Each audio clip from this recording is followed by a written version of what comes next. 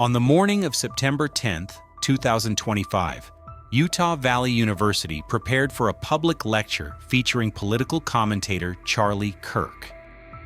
The event, attended by students, faculty, and local residents, was intended to discuss contemporary political issues, including mass shootings and social policies. The atmosphere was typical for a university gathering: students settling into their seats, cameras recording, and staff coordinating logistics. At approximately 12:05 p.m., as Kirk addressed the audience, a single, catastrophic shot was fired. The bullet struck Kirk in the neck, instantly altering the course of the day. Those present reported immediate confusion, fear, and chaos. Some attempted to assist Kirk, while others sought safety. Children were reportedly visible near the front of the stage, and the trajectory of the bullet narrowly missed several individuals standing in close proximity. First responders arrived within minutes, stabilizing the scene before transporting Kirk to the hospital. Despite medical intervention, Kirk was pronounced dead shortly thereafter, sending shockwaves through the university and the nation. Law enforcement agencies quickly established a perimeter, sealing off the campus and initiating a methodical investigation. UVU police officers positioned on nearby rooftops observed the scene for potential leads. Their attention focused on a roof approximately 160 yards from Kirk's location. This rooftop would later be identified as a primary point of interest in the investigation. Surveillance cameras captured partial images of an individual dressed in dark clothing, moving along a public walkway and then onto the roof. The individual appeared to adopt a prone position, aligning with the observed trajectory of the fatal shot. Further analysis revealed that the suspect had crossed the roof, moving deliberately to an elevated vantage point. Investigators noted the absence of shell casings at the site, indicating the weapon used had been fired only once. This detail would become critical in linking the suspect to the crime. Officers traced the individual's movements from the roof to a wooded area northeast of the campus. In this location, they discovered a bolt-action rifle carefully wrapped in a towel. The rifle contained 1 spent round and 3 unspent rounds. Each cartridge bore a distinctive etching, later confirmed by forensic specialists, to match markings found at the scene. Forensic examination revealed DNA evidence consistent with Tyler James Robinson on the rifle, as well as on 2 of the 3 unfired cartridges. The meticulous documentation of DNA placement strengthened the connection between Robinson and the weapon. Investigators released surveillance images to the public, requesting assistance in identifying the individual responsible for the attack. Within hours, Robinson voluntarily turned himself in at the Washington County Sheriff's Office, accompanied by his parents and a family friend. Robinson's mother had recognized her son in the surveillance images, prompting her to take immediate action. Upon arrival, Robinson was cooperative, though authorities noted that he provided limited information regarding his motives and prior intentions. Statements from Robinson's family painted a complex picture. Over the past year, Robinson had increasingly engaged in political discourse, particularly concerning social justice issues and LGBTQ+ advocacy. He had developed a romantic relationship with his roommate, a biological male undergoing gender transition. Conversations within the household indicated tension between Robinson and his father, who reportedly disagreed with his son's political views. These familial dynamics, coupled with Robinson's stated disapproval of Charlie Kirk's public persona, provided context for investigators as they sought to understand potential motives. Formal charges were filed swiftly. Robinson faced aggravated murder with enhancements for targeting a specific individual and committing the act in the presence of a minor. Additional charges included obstruction of justice for concealing the weapon and disposing of clothing worn during the incident. Robinson was also charged with witness tampering, specifically attempting to induce his roommate to withhold critical information and delete digital communications. Each charge was supported by evidence derived from surveillance footage, forensic analysis, and witness statements. Surveillance analysis played a pivotal role in reconstructing the timeline. Footage showed the suspect entering the campus at 11:51 a.m., dressed in a black shirt, bearing an American flag, a dark baseball cap, and oversized sunglasses. His movement suggested deliberate concealment of a long firearm beneath his clothing. He navigated the campus grounds in a low posture, maintaining minimal visibility before ascending to the roof. Observers noted that the suspect's approach was calculated, with pauses to ensure no one observed his movements. Once on the roof, he dropped to a prone position, aligning with the eventual trajectory of the fatal shot. Crime scene investigators corroborated this footage. They documented impressions of knees and elbows on the rooftop surface, confirming the prone position observed in surveillance. The recovered rifle's ballistic properties matched the trajectory and evidence collected at the scene. DNA testing further validated the suspect's presence on the weapon, reinforcing the connection to Robinson. As investigators delved deeper, they examined Robinson's digital footprint. Messages and social media activity revealed an increasing engagement with political debates and online communities. Analysts identified conversations in which Robinson expressed strong opinions regarding public figures, including Charlie Kirk. Messages indicated a belief that Kirk's rhetoric contributed to societal harm, further contextualizing the premeditation component of the crime.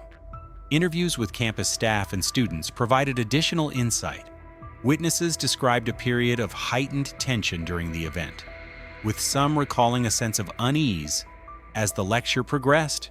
Security personnel noted unusual activity around the campus perimeter, including individuals loitering in restricted areas. These observations, combined with digital and forensic evidence, created a comprehensive understanding of the events leading up to the shooting. Robinson's family statements were carefully documented and cross-referenced with other evidence. Both parents confirmed their identification of Robinson in the surveillance images and provided details about his evolving political views and personal relationships. These statements were weighed alongside forensic data to establish a factual narrative. With investigators seeking to reconcile potential discrepancies and ensure accuracy. Law enforcement also examined the broader implications of the crime. The presence of children near the stage elevated the severity of the charges, emphasizing the vulnerability of the victims. Investigators noted the calculated nature of the attack, highlighting the suspect's knowledge of the venue layout and timing of the lecture. The deliberate concealment of the firearm, combined with the absence of shell casings on the roof, suggested a level of planning, indicative of premeditation. The investigation extended beyond immediate forensic analysis. Specialists conducted ballistic testing on the recovered rifle, confirming the single-shot discharge aligned precisely with the trajectory observed at the scene. The unique etching on the cartridges provided an additional method of traceability, linking the firearm unequivocally to the suspect. DNA swabs from the rifle and cartridges underwent multiple rounds of verification to eliminate potential contamination, ensuring the reliability of the evidence presented in court. Authorities also reconstructed Robinson's movements prior to the shooting.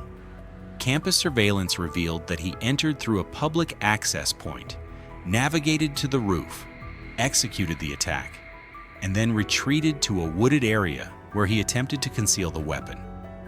Each step was meticulously documented, with investigators mapping the timeline to establish both location and intent. In parallel, investigators analyzed Robinson's interactions with his roommate. Evidence suggested that attempts were made to obscure digital communications related to the event. Forensic specialists recovered deleted messages, providing insight into the suspect's planning and intent. These findings contributed to the obstruction of justice and witness tampering charges, emphasizing the deliberate nature of the actions taken following the shooting. Throughout the investigation, authorities maintained coordination with local, state, and federal agencies. This collaboration ensured the integrity of evidence collection, chain of custody, and adherence to legal standards. Every piece of forensic data, surveillance image, and witness statement was cataloged to create a comprehensive case file. The public response to the incident was immediate and widespread. Media outlets reported extensively on the shooting, highlighting the university's swift emergency response and law enforcement's ongoing investigation. The dissemination of surveillance images aided in the rapid identification of Robinson, demonstrating the critical role of public assistance in active investigations. As the case progressed, legal proceedings began to formalize the charges against Robinson. Prosecutors emphasized the premeditated nature of the crime, the targeting of a public figure, and the presence of a minor during the attack. Defense counsel was assigned to ensure that Robinson's legal rights were preserved, establishing a framework for a thorough and impartial judicial process. Investigators continue to analyze all available evidence. Surveillance footage is being cross-referenced with forensic data, digital communications, and witness statements. Each piece of information contributes to a detailed reconstruction of the events, providing clarity regarding the suspect's actions, intent, and planning. The Charlie Kirk shooting at Utah Valley University represents a convergence of calculated violence, public vulnerability, and rapid investigative response. Law enforcement agencies have leveraged technology, forensic science, and community cooperation to establish a factual account of the incident. The evidence underscores the meticulous planning and execution of the crime, highlighting both the danger posed by targeted attacks and the critical importance of thorough investigative procedures. This case also illustrates the broader societal implications of political discourse intersecting with personal grievance. Robinson's engagement in online communities, political debates, and personal relationships contextualizes the factors contributing to the event, offering investigators insight into motivation while maintaining focus on the factual chain of actions. Every detail, from the single spent cartridge to the DNA evidence on the recovered rifle, contributes to a comprehensive narrative.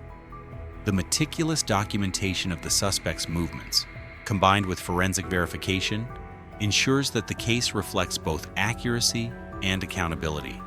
Authorities have emphasized that the investigation remains active, with ongoing efforts to corroborate evidence, verify witness testimony, and prepare for subsequent legal proceedings. As the community reflects on the tragedy, the investigation serves as a testament to the role of law enforcement, forensic science, and vigilant observation in addressing violent crimes. The unfolding narrative at Utah Valley University will continue to be scrutinized, documented, and analyzed, providing a definitive account of events for the public record and the judicial system. Through careful reconstruction, comprehensive analysis, and methodical documentation, the investigation into the shooting of Charlie Kirk has established a detailed, evidence-based chronology. From the approach to the rooftop to the recovery of the rifle, from the identification of Tyler James Robinson to the formal filing of charges, every aspect of the case has been captured with precision. The tragic events of September 10, 2025, stand as a somber reminder of the vulnerability of public figures and the consequences of premeditated acts of violence. Law enforcement and forensic teams continue their work, ensuring that the facts remain clear, the evidence remains intact, and justice is pursued through an unwavering commitment to truth,